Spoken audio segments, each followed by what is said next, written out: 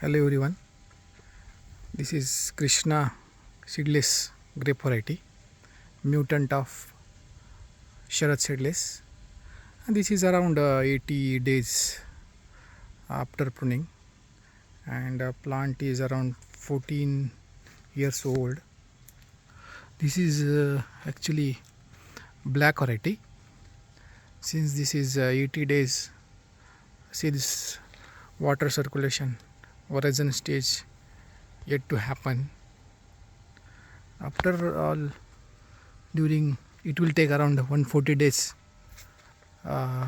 for main harvest. Very nice variety,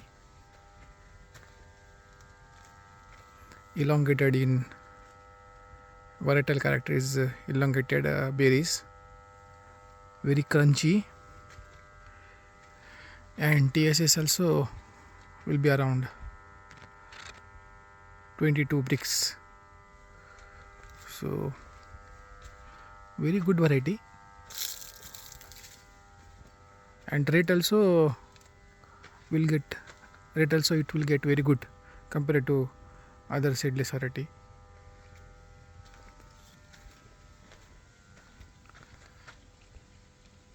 Thank you.